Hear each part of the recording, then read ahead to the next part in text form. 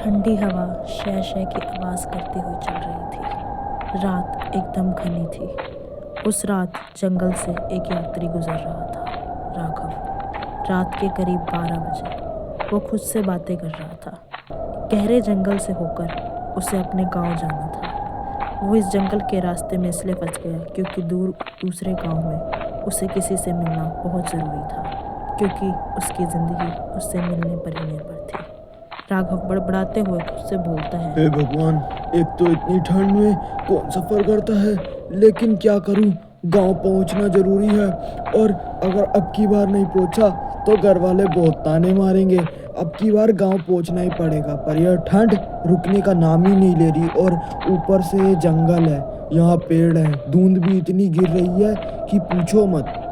अचानक कहीं दूर से जंगली जानवरों की आवाज़ साफ सुनाई दे रही थी। उसी बीच कोहरे के बीच में राघव को एक आवाज़ सुनाई दी, टिक टिक, जैसे कोई बैलगाड़ी का पहिया घूम रहा हो। पर राघव ये सोचता है कि इतनी ठंड में इस जंगल में बैलगाड़ी आखिर क्या करेगी। उसे लगता है कि ये सब उसके मन का वहम है, क्योंकि ये जंगल इतना अंधेरा और घना है कि यहाँ पर किसी का भी दिखना मुमकिन नहीं है। तभी अचानक वो दूर से पहियों से घूमती हुई एक बैलगाड़ी को देखता है, पर उसे यह सब एक सपने जैसा लग रहा होता है। उसे आश्चर्य हो रहा होता है कि इस घने जंगल में बैलगाड़ी आखिर क्या कर रही है।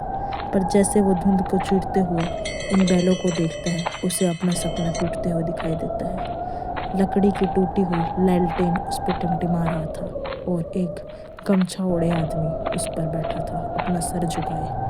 उसकी शक्ल कुछ साफ दिखाई नहीं दे रही थी। राघव धीरे से बोलता है, ये अरे, कोई बैलगाड़ी इस टाइम, और वो भी जंगल में। ये तो 40 साल पुरानी लग रही है यार। ऊपर से ये जंगल में क्या कर रही है इस टाइम? यहाँ तो कोई यात्री भी नहीं मिलेगा यार। ये तो बड़ी आश्चर्य वाली बात है। तभी वो बैलगाड़ी उसके पास आकर रुकती है। आदमी ने धीरे से सर उठाया। उसकी आंखें काली, गहरी, बिना पलक झपकाए। वो अजनबी उससे बोलता है, ठंड बहुत है बेटा, लिफ्ट चाहिए क्या तुम्हें? तुम जहाँ तक कहोगे वहाँ तक छोड़ आऊंगा। बताओ कहाँ जाना है, गांव जाना है या कहाँ जाना है? राघव उनसे बोलता है, नहीं नहीं, बस बस मैं जा रहा हूँ, कोई बात नहीं, मैं अकेले चला जाऊंगा। आपका धन्यवाद पूछने के लिए। अजनबी हंसते हुए बड़े आश्चर्यजनक तरीके से उसे जवाब देता है, जंगल में अकेले, वो भी आधी रात। बैठ जा बेटा, वरना ठंड खा जाएगी और कहीं पता भी नहीं लगेगा तेरे बारे में कि तू जंगल से कहाँ लापता हो गया। आजा, बैठ गाड़ी में, मैं तेरे को छोड़ता हूँ जहाँ तू कहेगा। उसका हंसना बिल्कुल इंसान जैसा नहीं था, जैसे कोई अदृश्य ताकत उसे यहाँ पर लाई हो और जंगल बहुत बड़ा राज अपने अंदर छुपाए हुआ। गाइस, ऐसी इंटरेस्टिंग हॉरर स्टोरी के लिए हमारे चैनल को सब्सक्राइब कीजिए और हमारे चैनल पर जाकर शमशान में जाना मना है, ठंड की मार, जंगल के यात्री और अन्य खौफनाक वीडियोस को ज़रूर देखिए। गाइस, हम अपने चैनल पर कॉमेडी वीडियोस भी डालते हैं, जैसे पागल मालिक चतुर्कथा, ठंड की मार, कॉमेडी वीडियोस। गाइस, प्लीज़ उन वीडियोस को देखिए और हमारे चैनल को सब्सक्राइब कर हमें सपोर्ट कीजिए। ठंड बहुत ज़्यादा बढ़ती जा रही थी। चारों तरफ घनघोर अंधेरा होता जा रहा था और उस बीच वो बैलगाड़ी और चारों तरफ से जंगली जानवरों की खौफनाक आवाज़ें आ रही थी। राघव समझ नहीं पा रहा था कि आखिर वो कहाँ फंस गया है। बस वो एक ही दुआ कर रहा था कि कैसे तैसे ये रात कट जाए और वो इस जंगल से सही तरीके से बाहर निकल जाए। पर तभी अचानक वो आदमी उससे बोलता है, बेटा, तेरा नाम क्या है और तू इस काली रात में जंगल में कहाँ जा रहा है, मुझे बता। तभी राघव उन्हें बताता है, अंकल, मैं यहाँ से अपने गांव जा रहा हूँ, पर पता नहीं इतनी ठंड है यहाँ पर कि चला भी नहीं जा रहा था। आपका बहुत बहुत शुक्रिया, आपने मेरी मदद करी। शायद मैं, अगर आप ना होते तो मैं जा भी ना पाता अपने घर।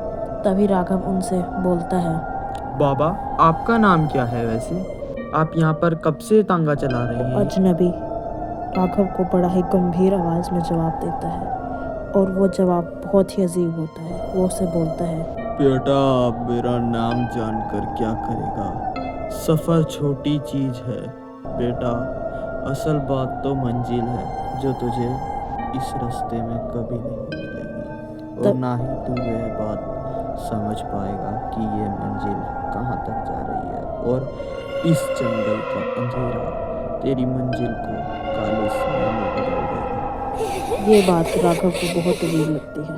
अब उसे डर लगने लगा था। उसे समझ आ गया था कि उसने गलत रास्ता चुन लिया है और आज वो मौत के बहुत करीब है। वो बस किसी तरीके से बचकर यहाँ से जाना चाहता था। वो देखता है कि अब वो रास्ता भी सही से दिखाई नहीं दे रहा है। सड़क गायब हो गई है।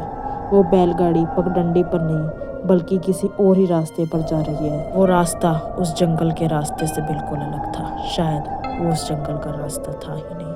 उस रास्ते के बारे में सिर्फ वो बैलगाड़ी वाला जानता था, क्योंकि राघव ने उस जंगल से बहुत बार सफ़र किया है, पर वो कभी भी इस रास्ते को नहीं देखा। उस रास्ते पर जंगल बिल्कुल ऐसा था जैसे कि एकदम आत्माओं का लोक हो। चारों तरफ पेड़ सूखे, कोए और सियार एक साथ रोने लगे हों, जैसे सारे किसी बुरी घड़ी का संकेत दे रहे हैं। राघव अपने आप को बुरी तरह से फंसा हुआ महसूस करता है। वो पगडंडी ऐसे लग रही थी जैसे वो एकदम आत्माओं का लोक हो। राघव डरते हुए उससे बोलता है, बाबा, ये कौन सा रास्ता है? आप मुझे कहाँ ले जा रहे हैं? यहाँ से गांव नहीं आता। बाबा, मुझे पता है, मैं पिछली बार आया था। बताओ बाबा, ये कौन सा रास्ता है? मेरे को यहाँ नहीं जाना। आप कृपया करके मुझे यहीं उतार दें। तभी वो अजनबी हंसते हुए जवाब देता मैं तो वहीं ले जा रहा हूँ जहाँ सबको ले जाता हूँ, उनके मार्ग पे। उस अजनबी की आंखों में लाल चमक थी जैसे वो कोई राक्षस हो।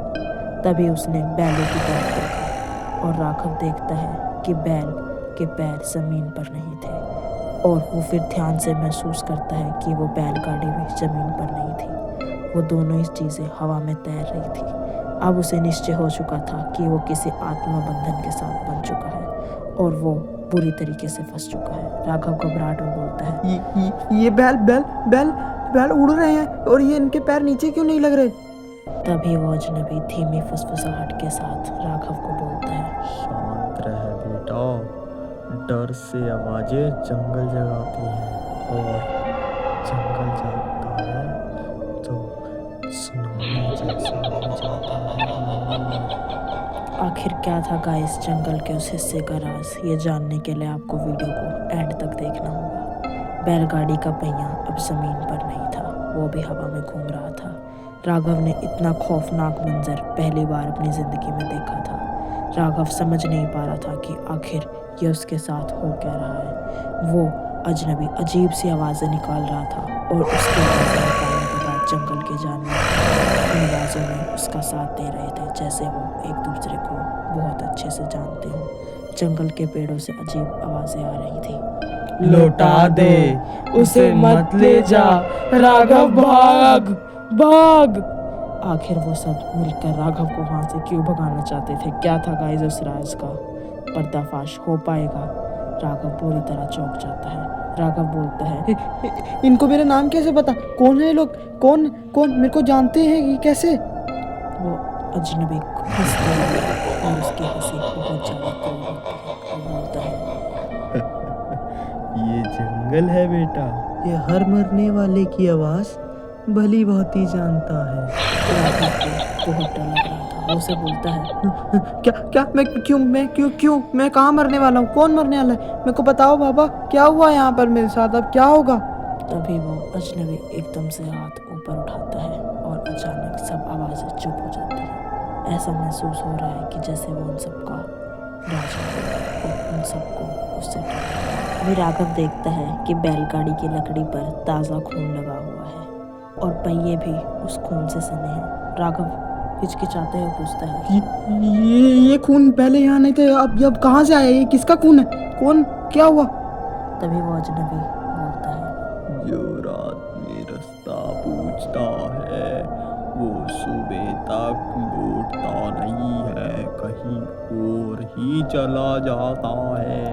वो अजनबी राघव के कंधे पर हाथ रखते बोलता है, शायद तुम्हारे साथ भी वो हो, मेरी बैलगाड़ी पर बैठते हैं, उनके साथ होता है। तभी बैलगाड़ी चलते चलते अचानक से रुक जाती है और वो अजनबी बोल पड़ता है, आ गए तेरी मंजिल आ गई। देख सामने तेरी मंजिल है। सामने राघव देखता है एक पुराना टूटा हुआ शमशान घाट, जहाँ चिताएं भी नहीं फिर भी धुआं खुद ब खुद उठ रहा है और ऐसा लग रहा है जैसे बहुत सारी अतृप्त आत्माएं वहाँ मौत का नाच कर रही हैं। इतना भयानक मंजर राघव ने पहली बार देखा था। डर के मारे उसे इस ठंड में भी बुखार महसूस होने लगता है। राघव कांपती आवाज में बोलता है, बाबा बाबा कृपया करके मुझे छोड़ दो बाबा। बाबा हम यहाँ क्यों आए हैं? कृपया करके मुझे छोड़ दो। मैं ये बात किसी को नहीं बताऊंगा। मुझे अब डर लग रहा है बाबा। मुझे जान कहीं नहीं जाना। मुझे यहीं छोड़ दो। मैं अपने घर चला जाऊंगा। अजनबी धीरे से उसके कान के पास आकर बोलता है, तू बस एक यात्री नहीं, तू मेरा अगला काम है। तभी वो बहुत बुरी तरह से चीखता है और ये कहानी यही खत्म नहीं होती। गाइस, इस कहानी का भाग 2 भी बाकी है कि आखिर उस अजनबी तांगे वाले का क्या मकसद था राघव के साथ और क्या वो ये पहले भी कर चुका है। ये जानने के लिए गाइस कमेंट में पार्ट 2 लिखिए और इस वीडियो को ज़्यादा से ज़्यादा लाइक कीजिए।